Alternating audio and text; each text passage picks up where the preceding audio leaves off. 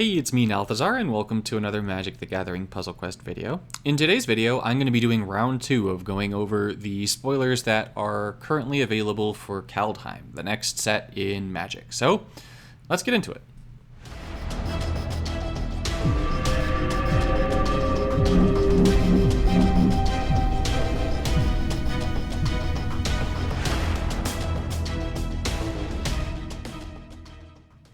To start things off, I want to wish you all a very warm and happy holidays. I hope you all had a wonderful time with your families. You had a nice, enjoyable, relaxing time off of work or whatever it is that you do.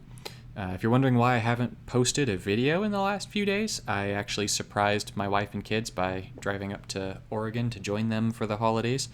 So it was 2 days straight of driving up, and then 2.5 days there, and then 2 days straight of driving back. So it really hasn't been a lot of time for recording. But now that I'm home, I've got a few days to myself to get some recordings up for you all, and then the kids come back, so things get back to being crazy. So let's get into this. Now, there are a lot of cards. We've got our first Planeswalker spoiled in Kaya, and then we've got a few of our Mythics, and so we've got a lot of cards to go over here. I'm going to go over the ones that you see there, and then I'm going to go over how I think they'll be implemented in Puzzle Quest and whether or not I think that's something to look out for or not. Granted, things change up and all that kind of stuff, but yeah. So first one is going to be this Rampage of the Valkyries. So Rampage of the Valkyries is an enchantment, so that means that in Puzzle Quest it's going to be a support. When it enters the battlefield, it's going to create a 4/4 white angel token with flying and vigilance, which just translates to Puzzle Quest to create an angel token. And then whenever an angel you control dies, each other player sacrifices a creature. So probably something like when an angel creature you control dies, your opponent destroy your opponent's first creature, or something like that. This strikes me as a card that could be decent in Puzzle Quest. Not great, but definitely decent. If they make it create more than one angel token, then it'll be absolutely beastly. But with the change to vigilance so that it only blocks if it doesn't die, I don't see that being quite as useful, but nonetheless, it'll still be like a decent card. Gladewalker Ritualist is a 3-mana 3/3. It's a changeling, so this means that it's going to have every creature type. I wonder how they're going to do this in Puzzle Quest. I kind of hope that they'll add that changeling thing to Puzzle Quest.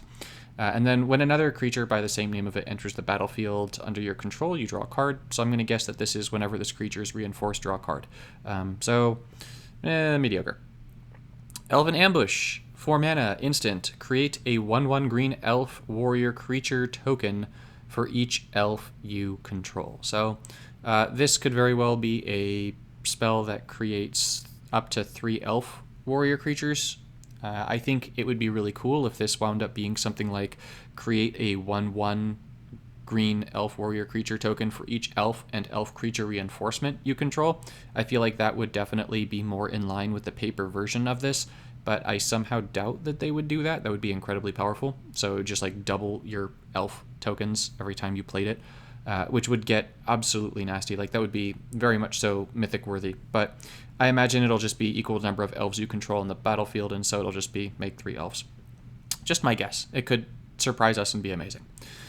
Gilded Arsenal Assault Cart. Gilded Assault Cart. It's a vehicle, so Saheeli likes that. It's a red vehicle, so Saheeli likes that even more. It's a 5/1 with trample, crew 2, so when you play a creature, reduce the mana by this, or give it 2 mana basically. Sacrifice 2 treasures to return it from your graveyard to your hand. I don't see that bottom bit being super useful. Maybe something like if you have treasures, or if artifacts die or something, then it can come back to your hand, but I don't see this being like a super great card in Puzzle Quest. Fire Giant's Fury, 2 mana, target giant you control gets +2/+2 in trample. When it deals combat damage to a player this turn, exile that many cards from the top of your library. Until end of your next turn, you may play those cards. I could see this buffing a giant and then it getting some kind of bonus, like when it deals damage to a player, draw a card or something. Maybe it turns into an aura instead of just like a temporary buff. I don't know. This seems much more like a card that would be decent in paper than it does seem like a card that would be decent in Puzzle Quest. Bearded Axe. Equipped creature gets +1/+1 for each dwarf, equipment, and or vehicle you control. I could see this being very much just exactly what it is here.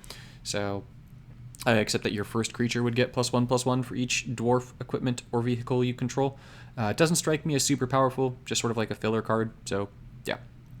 Thornmantle Striker, 4/3 for 5. When it enters the battlefield, choose 1, remove X counters from target permanent, where X is the number of elves you control, or target creature an opponent controls gets -X until end of turn, where X is the number of elves you control.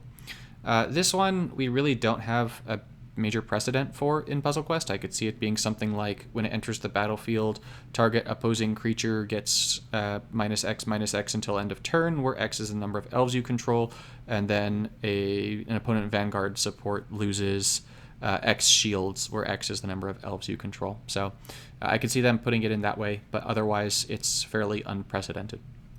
So the next one, Elderfang Ritualist. So 3 mana, 3/1, Elf Cleric. When it dies, return another elf from your graveyard to your hand. I think it's probably going to do exactly that, basically, in Puzzle Quest. So nothing amazing, nothing terrible. Liliana Death's Majesty will definitely like it, because you can destroy it and just get elves back. So unless it starts bringing those elves to play, if it brings them to play, then that could actually be a very useful card. But if it's just to your hand, then probably not. Youthful Valkyrie, 2 mana, 1/3 flyer. When another angel enters the battlefield under your control, put a 1/1 counter on Youthful Valkyrie. So this right here is actually a very solid card for paper Magic, just 2 for a 1/3 flyer that's going to buff itself when more angels come out, especially since there seem to be a number of angels that will exist in this game. With this card in Puzzle Quest, it'll probably just get buffed whenever an angel comes out. Angels aren't exactly easy to get out in mass in Puzzle Quest, so I don't see this being like a super strong card, but you know, it all depends on like what kind of buff they give it and all that kind of stuff. Absorb Identity, return target creature to its owner's hand. You may have shapeshifters you control become copies of that creature until end of turn. So this is a really cool card. I really like it. Whether or not it'll be good in Puzzle Quest will be based on whether or not that return target creature is going to be limited to if your opponent has 5 or less cards in hand, or if it's just you can bounce a creature and if they don't have room for it, it dies. So that's really what will determine if Absorb Identity becomes a good card. Giant's Grasp, 4 mana. It's an enchantment, which means that in Puzzle Quest it'll be an aura. Enchant Giant you control. When it enters the battlefield, gain control of target non-land permanent for as long as Giant's Grasp remains on the battlefield. So I see this just being an aura that you have to target a giant you control, and then when you target a giant you control, you just steal an opponent's creature, right? So I don't think it'll have the for as long as Giant's Grasp remains on the battlefield. It might wind up being something like where as long as this creature, like if this creature loses enchanted or if this creature dies, then your opponent gains the creature back. But I imagine it'll probably just be something simple like enchanted giant and then steal an opponent's creature. Warchanter Scald, 3 mana, 2/3. When Warchanter Scald becomes tapped, if it's enchanted or equipped, create a 2/1 Dwarf Berserker creature token. So with this, I imagine it'll probably be something like when this creature attacks, if it is buffed, then put a token on the battlefield. That's how I'm going to guess that this one here will work. The token being a 2/1 means that it's probably going to be something around that in Puzzle Quest 2. I don't see Dwarf Berserkers being absolutely massive in Puzzle Quest.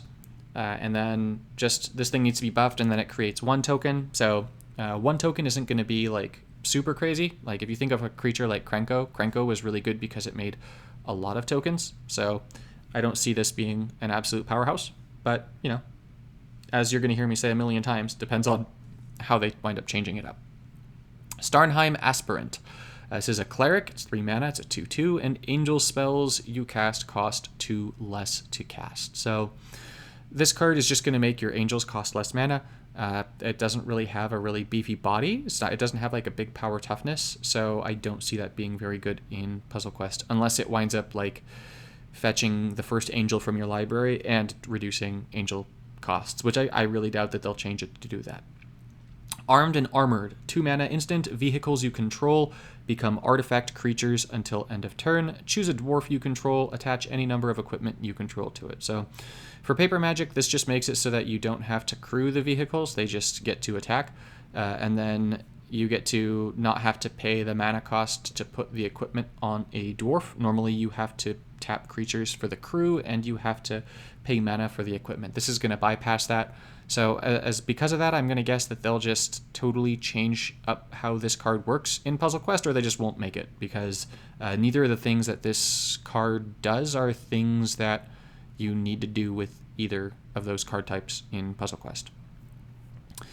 Cleaving Reaper. That's not Cleavage Reaper. If that was Cleavage Reaper, that would be amazing. But no, it's Cleaving Reaper. So Cleaving Reaper is a 5/3 Angel Berserker for 5. It's a black angel. Flying and trample, pay 3 life, return Cleaving Reaper from your graveyard to your hand. Activate this ability only if you had an Angel or Berserker enter the battlefield under your control this turn. So this is an interesting ability. I imagine it'll probably be either it'll have like graveyard gems attached to it, so it'll have Unearth or whatever it is, or when it dies, it'll create activated gems. And then if it enters the battlefield from your graveyard, then you will lose life, is how I imagine that will work. I would love it if it was sort of like Demonic Embrace and you could just pay the life and bring it back. So it may be like that. I don't know. There is at least some precedent for it, but we'll just have to see. Surtland Flinger is 5 mana for a 4/6. It's a giant berserker. We're seeing a lot of these berserkers, but I feel like that kind of makes sense for this Norse set with Vikings. Whenever Surtland Flinger attacks, you may sacrifice another creature. When you do, it deals damage equal to the sacrificed creature's power to any target. If the sacrificed creature was a giant, it deals twice that much damage instead. I imagine that this could very well just be an exact copy of what it is in Puzzle Quest, but with a greater power toughness. So when it attacks, sacrifice a creature, and then deal damage equal to its power to any target. So if it's a giant, deal twice that much damage. Ronas gives us the precedent for doing twice something. So this could very well just be exactly what it is, which if it is, that's actually a pretty solid card, especially if you run effects that are like steal your opponent's creature. This could just give you a way of sacrificing that every turn. So like running this with Willbreaker as an example could be pretty interesting, as your Willbreaker is going to potentially be able to steal a creature every turn, and then this thing will be able to destroy said creature that you steal every turn and burn your opponent or their creatures. So much fun could be had. I think this card could be really cool in Puzzle Quest. Canopy Tactician, 4 mana for a 3/3. Other elves you control get +1/+1. Tap it, add 3 green to your pool. So, I mean, this can go in so many directions, honestly. This could be like an activate gems to convert gems to green sort of dealio that also buffs elves. It could be a whenever this creature attacks, convert gems, or it could be a whenever this creature is reinforced. Like, I'm thinking of a bunch of other cards in Puzzle Quest, like Llanowar Elves, which is in paper a tap to add mana, versus some other cards that have come out in Puzzle Quest that in paper are a tap mana and then work themselves out a little bit differently. But depending on how this converts gems to green, assuming that it does convert gems to green, will determine how good this card is, or if it's like activated gems and then you get mana equal to the number of green gems on the battlefield. I don't know. But there are a number of ways that this could go that this would be interesting. It doesn't have enough power toughness that it'll be good on its own, especially if they're activated gems. So we'll just have to see how the mechanic for this works out. Surtland Elementalist. This card I think is actually going to be an absolute beast of a card in Puzzle Quest and will likely be a Mythic. If they want to make it like one of those superpower Quartzwood Crasher-esque rares, they could do that. But in paper, it's 7 mana for an 8/8. As an additional cost to cast this spell, reveal a giant card from your hand or pay 2 colorless mana.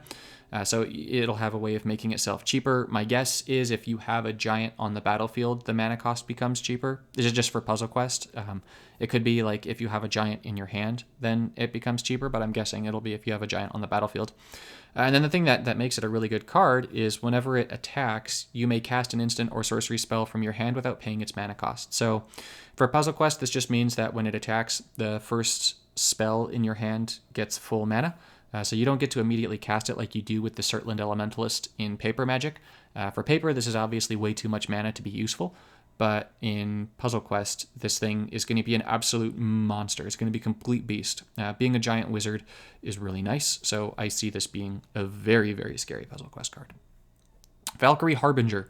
So this is 6 mana for a 4/5. It's got flying and lifelink, and at the beginning of each end step, if you gained 4 or more life this turn, create a 4/4 white angel creature token with flying and vigilance. So this is a super cool card, honestly. Like, I mean, it costs way too much in Paper Magic for it to be good anywhere outside of sealed, but in Puzzle Quest, this could definitely have some very useful application. So it's a 4/5 with that lifelink. It's got flying, so it's going to be giving you life. And then at the beginning of each end step, yours and your opponent's, if you gained 4 or more life, you create that token. So that token's going to be a 4/4. This thing has got 4 power. So if you find a way of blocking with this thing, or if you give those angel tokens lifelink, you're going to be basically guaranteeing that you can get an angel token during your turn and your opponent's turn every turn that your opponent has creatures. So this is really, really good, like really, really good. And then if we go a little bit earlier to that thing that was like whenever another angel enters the battlefield under your control, buff it up.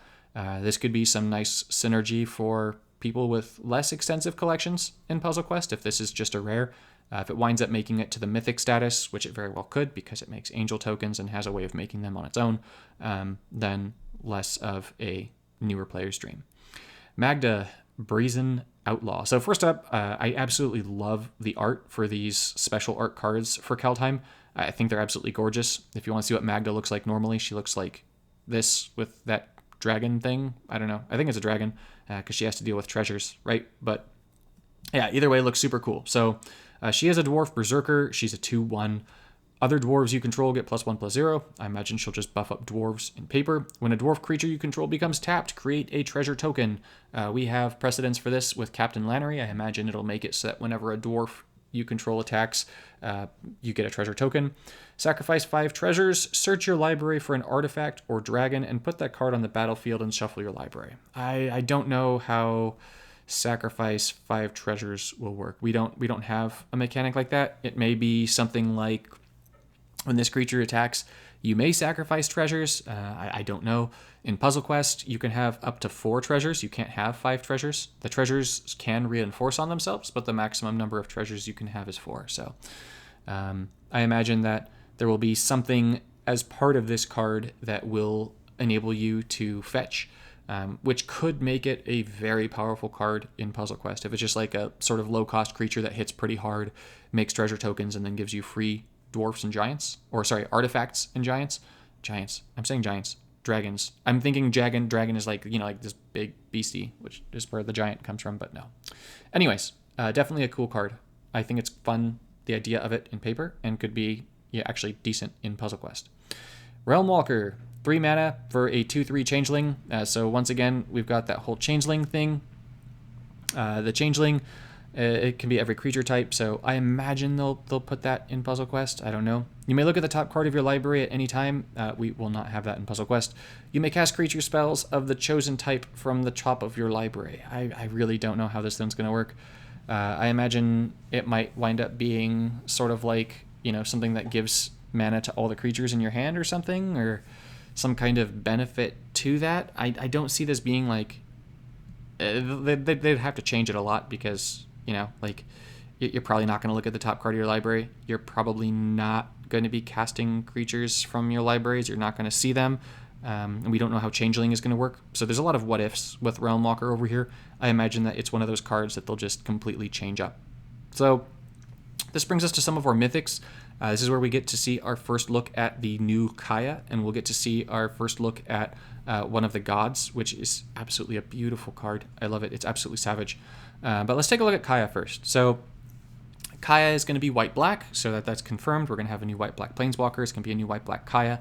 The first ability is a +1, so put a ghost form counter on up to 1 target non-token creature. It gains when this creature dies or is put into exile, return it to its owner's hand and create a 1/1 white spirit token with flying. So with this, I mean, it doesn't quite flicker something. It just makes it so that if it dies, then you get it back and you get a spirit token, which is so-so. The second ability is just straight up exile target non-land permanent, which is very solid. And the third ability is you get an emblem with, at the beginning of your upkeep, you may cast a legendary spell from your hand, from your graveyard, or from among cards you own in exile without paying its mana cost. So if they wind up keeping Puzzle Quest Kaya somewhat true to this, I imagine that the third ability will create an emblem that has some form of, basically, you get to play something legendary for free every turn. It may wind up being something like you get to search your library and play the first one. It might be thing where it's just you play the first legendary creature from your exile and from your hand every turn. I don't know, but in this version it says cast, so if you actually get that cast feature, that could add just like a little bit of extra benefit for cards that have cast and not enter the battlefield effects. Given that in Puzzle Quest our vanguards have mirrored the paper cards fairly strongly, I could see the Kaya Vanguard, assuming they make one, being an almost exact copy of this. This very much is easy to copy for the Vanguard, except for that the -7 would probably turn into like a one-time thing instead of like a you get an emblem kind of thing. But I'm eager to see how Kaya works out. The second ability really strikes me as very similar to current Kaya's second ability, but if it doesn't have a requirement on the mana cost, if it's just a straight up exile an opponent creature, if your opponent doesn't have a creature, then exile a support, that could be pretty cool. I'd really like that as a second ability on a black-white planeswalker. And then if that emblem is some way of like just getting free stuff, then that could be really nifty for black-white also, given that black-white tends to struggle with mana. So this Kaya could actually wind up being fairly decent in Puzzle Quest. Halvar, God of Battle, is 4 mana for a 4/4. Creatures you control that are enchanted or equipped have double strike. At the beginning of each combat, you may attach target aura or equipment card attached to a creature you control to target creature you control. So you can shift your equipment and stuff. And then if you play it as the bottom part, right? So equipment at the bottom too.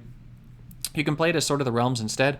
So this is going to make it so that equipped creature gets +2/+0 and has vigilance, and whenever equipped creature dies, return it to its owner's hand. So this, if you are unfamiliar with this little symbol on top, is the symbol for land forming. So if you take a look, right, Halvar, you got that little singular triangle mountain, and then you got like that double, like upwards and downwards triangle mountain. And if we scroll all the way to the bottom, I'm sorry if this makes you a little bit dizzy, but you take a look at the pathways, which are cards with land forming, and you see how they've made that land forming look. You've got that little triangle, and then you got that little double triangle right there. So I don't know if this means that they're going to be counting this effectively as land forming, so you can either play the equipment or you can play Halvar, God of Battle. But if it is indeed land forming, then that means that in Puzzle Quest, if you make the horizontal match, you'll get both Halvar and the equipment, which would be absolutely brutal. Like, that would be crazy good. Especially because creatures you control that are enchanted or equipped have double strike. My guess is that this is going to be creatures you control that are buffed have double strike. They may wind up doing it as creatures you control that are enchanted have double strike, but I mean, this is just a surefire way of giving all of your creatures double strike, which is like one of the strongest, if not the strongest, evergreen in the game. So super, super deadly. And then at the beginning of each combat, you may attach an equipment to something for free in Paper Magic. So my guess is that this is going to ultimately be sort of like Stoneforge Mystic, where at the beginning of combat, you can either give full mana to the first equipment or aura in your hand, or something like that, which means that you will indeed be able to play it. And then this equipment is going to make it so that your first creature gets 2/0 vigilance, or some power toughness vigilance, right? No toughness, just power. And then when your first creature dies, return it to your owner, to your hand. So this card seems like it'll be an absolute beast in Puzzle Quest. Like it'll probably be like one of those like must-have chase cards. It looks really, really good. I really like it for paper. I think it's a really cool idea. It's a really strong card, especially for sealed. Like this is like a you kind of win a match if you get this thing in sealed. But in Puzzle Quest, this could be really, really strong. So this moves us up to the two commander cards, right? We've already gone over those two. But also a Sarulf, Realm Eater. So we get a wolf. It's a green-black wolf. This is actually a pretty cool card. So it's 3 mana for a 3/3. And then whenever a permanent an opponent controls is put into a graveyard from battlefield, put a 1/1 counter on the Sarulf, Realm Eater. And then at the beginning of your upkeep, if Sarulf has 1 or more +1/+1 counters on it, you may remove all of them, and if you do, exile each other non-land permanent with a converted mana cost less than or equal to the number of counters removed this way. So Sarulf, I imagine, in Puzzle Quest will be maybe whenever a creature an opponent controls dies, power this thing up, and then at the beginning of your turn, you may remove all of its buffs to destroy everything with a mana cost less than, or something of that sort. I imagine it'll have a way of removing its buffs in order to exile everything that's not it. But nonetheless, this seems like a really strong card for paper, and it seems like it could wind up being, depending on how it's implemented, it could wind up being a fairly strong card in Puzzle Quest 2. It could even wind up being something like whenever this creature attacks, all creatures with a power less than this creature are destroyed. If that's the case, or exiled. If that's the case, that would be absolutely savage. Like that'd be absurdly mean. But we'll just have to see, right? This brings us to Arnie Broken Brow. Broken Brow. Like, does it mean this guy's like just like a straight up unibrow and then just doesn't have it anymore or something? I don't know. So 3 mana for a 3/3 with haste. It has Boast, which is a new mechanic. So Boast, well, we'll get into what Boast does. But if you pay the Boast cost, then you may change Arnie's base power to 1 plus the greatest power among other creatures you control until end of turn. And then the Boast for 1 is you activate this ability only if this creature attacked this turn and only once each turn. So I imagine this could very well be something like Kicker, except that when you attack, you drain mana from your hand. If you do, this happens.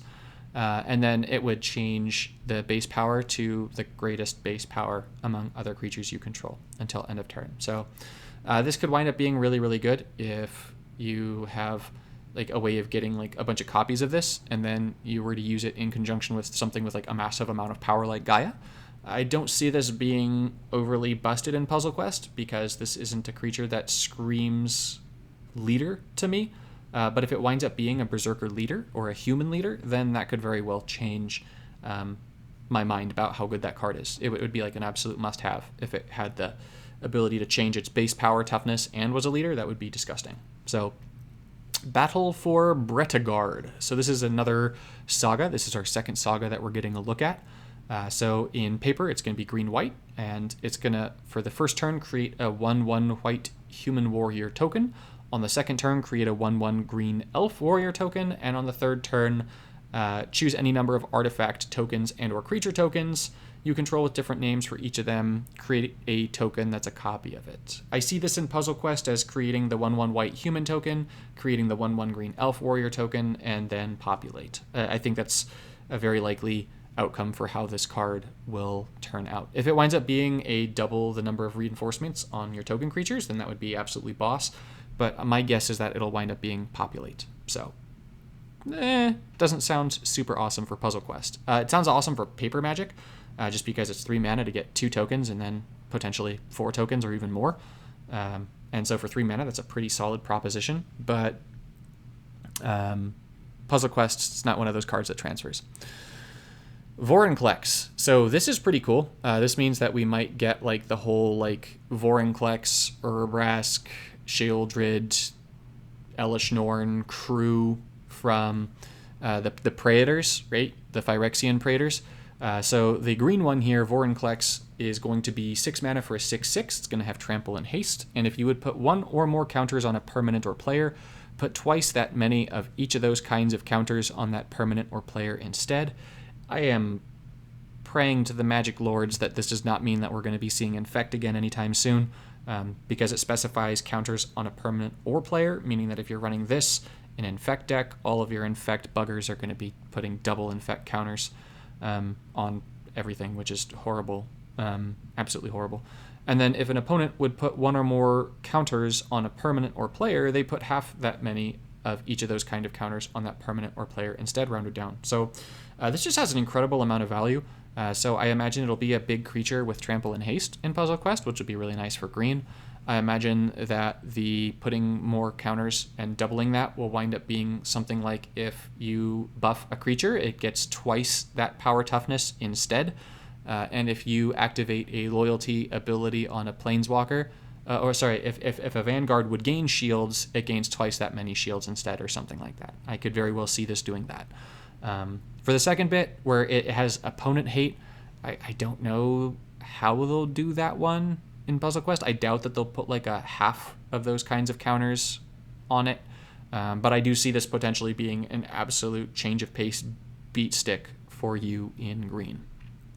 For the last 3 cards that have been spoiled, We got Blessings of Frost, which is a 4-mana snow sorcery, and you're going to distribute X 1/1 counters among any number of creatures you control, where X is the amount of snow mana spent to cast the spell. Then draw a card for each creature you control with power 4 or greater. I imagine this will be like Ferocious or Ferocity or whatever it is, right? Ferocious, I think.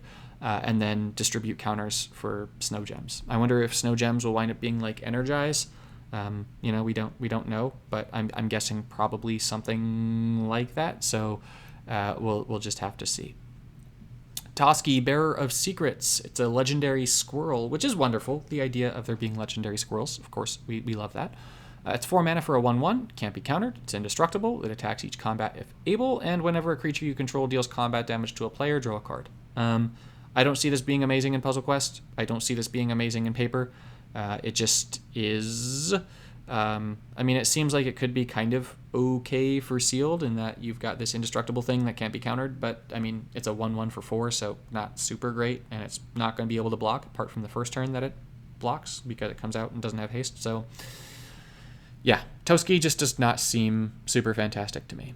And then finally, we've got the Blood Sky Massacre. It's going to be another saga. It's a rare, and the first chapter is going to create a 2/3 Demon Berserker creature token with Menace. The second is going to make it so that when a Berserker attacks, you draw a card and lose a life. And the third is add a red mana for each Berserker you control.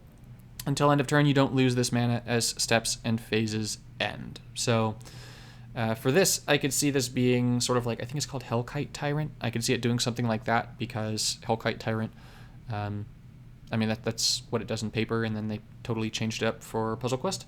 But what I'm kind of hoping it'll do is it'll make the Demon Berserker token, and then it'll have, when a Berserker you control attacks, draw a card and lose a life. And then convert red gems equal to the number of Berserkers you control. So I would love to see it do something like that. That would be really cool to me. So that's everything that we know about Kaldheim so far. This is just round 2 of my going over spoilers that we know of in Kaldheim and how they'll exist in Puzzle Quest. I wound up deciding to record this and put this together just because I got a lot of really positive feedback from you all about my first video, where I went over all the different cards that had been released up until that point. So if you guys continue to like this kind of content, you want me to cover the rest of the spoilers as they come out, go ahead and let me know in the comments. That lets me know that you guys are interested in these videos and that you want to see more of them. Thank you guys so much for watching, and as always, I will see you in the next one.